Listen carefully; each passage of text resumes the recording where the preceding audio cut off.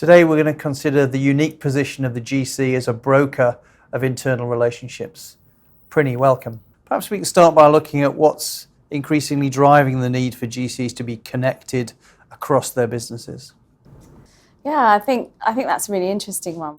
We're in a unique place where we have a really great perspective across a broad number of things. We're at the intersection of a lot of issues that impact businesses. We're advising on the regulatory environment, how to protect our brand. We're doing deals with our customers, with our suppliers, and in that sense get to work with everyone across the business. And I think that gives us a unique view. We're able to draw all of those strands together, help connect the dots, even for people outside the legal function. How important is this connectedness and perspective in your current role? Oh, really important, particularly if I think about my role as Company Secretary of the Europe Board.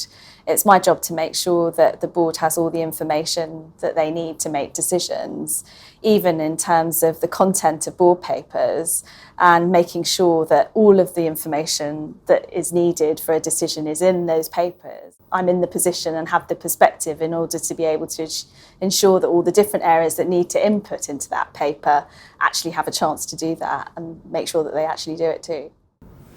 How do you think a GC should achieve a positive perception as a creator of value rather than merely as someone who says no or lays down the letter of the law?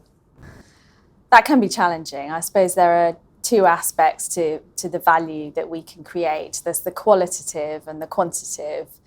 The qualitative is much more prevalent in that, and much harder to put a number towards.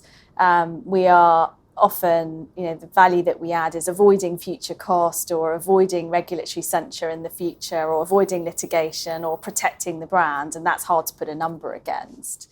But I suppose the second element, the quantitative, harder to demonstrate, but it is possible to look at ways in which, without resorting to recording time and assigning a value to it. And I don't know many in-house lawyers who want to do that.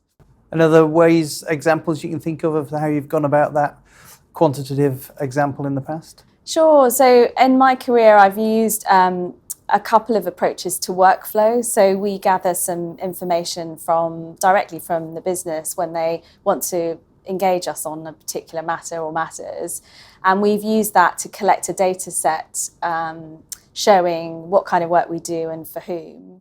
And I remember a couple of years ago talking to a sales director who was particularly worried about the fact that there was a lot of work and he felt that my team weren't dedicating enough time to it. And using the data set I mentioned, we were able to show him that 50% of our time was actually going towards his area by volume. And considering there are a large number of other areas, he walked away from that conversation feeling a lot more confident. Who do you feel are the critical stakeholders for a GC to build their career? And can you think of some examples as how you've gone about developing relationships with key stakeholders over the course of your career? In terms of critical stakeholders, I think it's the people who are running the business, essentially, the executive leadership team, whether that's the CEO, CFO, the chief marketing officer, whoever else. And it's really important to build relationships with these guys and really know how they tick, what drives them, what they're trying to achieve. To do that, it's important to have sort of scheduled time where you're running through things in a planned way, but also get to the place where you can stop them in the corridor and have a quick chat or pick up the phone and have a very kind of quick but productive conversation on a much more informal level. And that's the kind of approach that I take to try and get to the point where the relationship is at a level where we can really move things forward quickly. Prini, thanks so much for coming to talk to us today. Thanks for having me.